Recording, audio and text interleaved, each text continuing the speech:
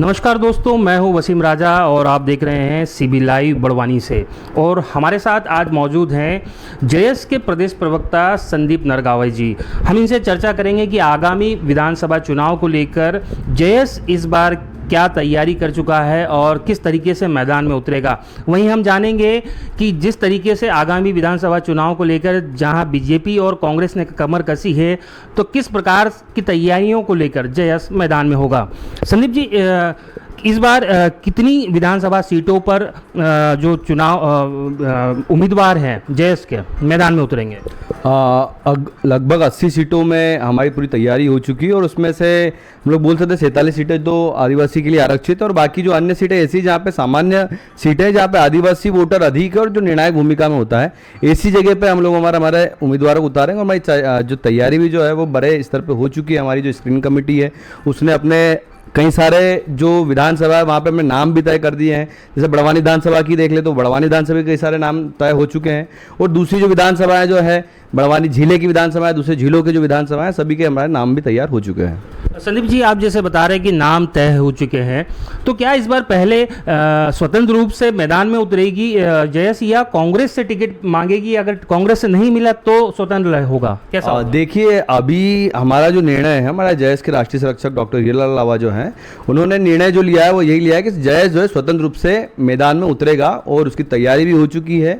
और हम लोगों ने जो बूथ लेवल की जानकारी जो होती है वो भी सब हम लोगों ने तैयारी कर ली है। बूथ लेवल के जितने भी कार्यकर्ता हमारे बैठने वाले होंगे उसकी भी हमारी तैयारी हो चुकी है। उसके बाद में फिर जो एक मंडल जो होता है, जैसे बूथ के बाद में फिर जो गांव होता है, गांव के बाद में एक मंडल सेक्टर हमने तैयार किया है, तो उस लेवल की हमने टीम जो हमारी तैयारी हो चुकी है।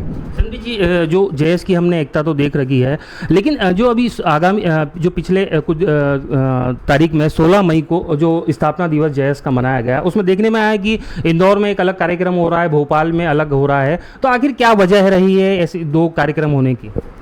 देखिए, एक चीज़ आप स्पष्ट करें। देखो, जेएस जो है वो शुरू से ही एक ही है और जेएस की जो एकता है वो हमने इंदौर में दिखाई है, इसके पहले हमने कुक्सी में दिखाई थी।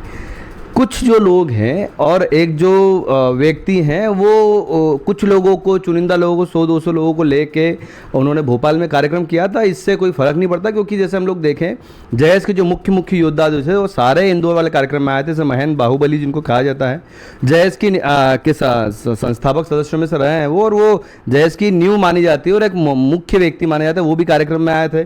और सभी, जैसे कि हम लोग बात करें गौरव चौहान जो संस्थापक सदस्य रहे, उसकी जेएस की नींव माने जाते हैं, वो भी हमारे इंदौर वाले कार्यक्रम में आए। तो लगभग सभी हमारे जो जेएस के योद्धा है सारे हमारे इंदौर वाले कार्यक्रम में आए थे। लेकिन कुछ लोगों के, एक व्यक्ति, जैसे एक आध दो व्यक्ति के कारण से अगर वहाँ पे भोपाल में कार्यक्रम हो रहा है तो उससे हम लोग ये नहीं कह सकते कि यार जेएस दो भागों में है। आपने जैसे कि आपके वहाँ के फोटोज और वीडियोस देखे होंगे तो एक छोटे से हॉल में कार्यक्रम हुआ था, लेकिन ये जो हमारा कार्यक्रम था वो एक बड़े पांडाल में हुआ था। यहाँ पे हजारों की तादाद में पब्लिक थी। तो सीधी सी बात है, इससे स्पष्ट होता है कि भैया हमारा जेएस जो है वो दो धड़ों में नहीं है, एक ही धड़े में है। कुछ लोगों के अलग जाने से, उनके अलग विचारधारा होने से कोई फर्क नहीं पड़ता। बड़वानी जिले से जेएस इस बार किन किन लोगों को तय कर चुका है जो उम्मीदवार यहाँ पर मैदान में उतरेंगे, कि कौन है वो? जैसे कि हम लोग बात करें सेंधवा विधानसभा से, तो सेंधवा विधानसभा से हमारे मुंटू सोलंकी जो हैं वो तय हो चुका है और उनकी तैयारी इस हद पे तैयारी चालू है कि वो अगर आज भी और चुनाव लड़ा दिया जाए तो वो जीत जाएंगे।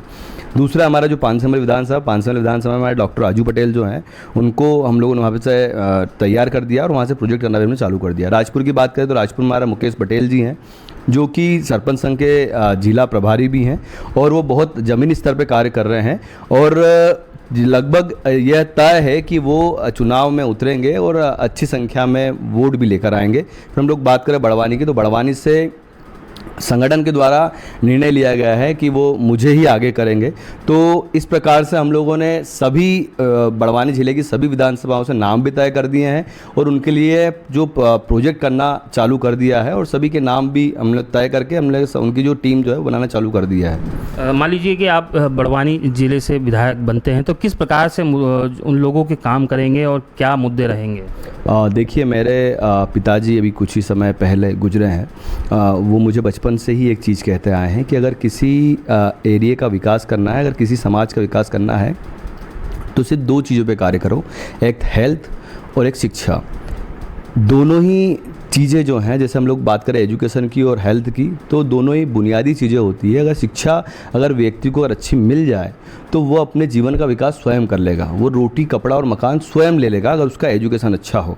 दूसरा हेल्थ, व्यक्ति के परिवार में अगर कोई व्यक्ति अगर एकदम से अगर बीमार पड़ जाए, उसे अगर कोई बड़ी बीमारी हो जाए, तो उस व्यक्ति को बचाने के लिए उस परिवार के इतना पैसा खर्च हो जाता है कि उस कर्जे से वो कई समय तक बाहर नहीं निकल पाता है और उस कर्जे में इतना दब के रह जाता है कि उसके बाद फिर वो भर ही नहीं पाता है। दूसरा, इसीलिए मैं हमेशा कहता हूँ कि अगर मैं इस क्षेत्र से अगर चुन के आता हूँ, अगर क्षेत्र की जनता ने अगर मुझे अवसर दिया, तो मैं सिर्फ मैं दूसरी चीज़ों पे तो कार्य करूँगा ही, लेकिन 2 चीज़ों को मैं हमेशा ही प्राथमिकता दूंगा।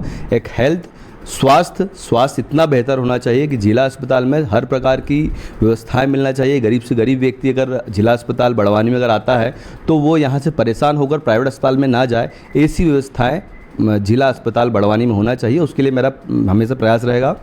दूसरा, जो गांव-गांव में जो छोटे स्तर पे जो स्कूलें हैं, जहाँ पे एजुकेशन ठीक तरीके से नहीं है, उसमें कमियां यहाँ के प्रशासन की भी है और हम लोग कह सकते हैं कि कुछ कर्मचारियों की भी है, और हम लोग बोल सकते हैं कि शासन की भी। शासन ने पर्याप्त मात्रा में वहाँ पर व्यवस्थाएं नहीं दी है, ना ही पर्याप्त मात्रा में उन्हें वहाँ के टीचर्स जो हैं उनको वहाँ पर पढ़ाने के लिए व्यवस्थाएँ दी है। इसी कारण से उसे कमियाँ हो रही है। अगर यहाँ पर इस क्षेत्र के लिए आता हूँ तो मेरा जो प्राथमिकता रहेगी वो एजुकेशन को लेकर रहेगी। और इन्हीं छोटी छोटी स्कूलों में जो एजुकेशन होता है, इन्हीं छोटी छोटी स्कूलों में जो हमारे देश का और हमारे बड़वानी जिले का जो भविष्य पड़ता है, उस भविष्य को मैं बेहतर तरीके से एजुकेशन दिलाने की मेरा प्रयास रहेगा, ताकि वो आगे चल के हमारे क्षेत्र का विकास करे और हमारे क्षेत्र का नाम रोशन करे।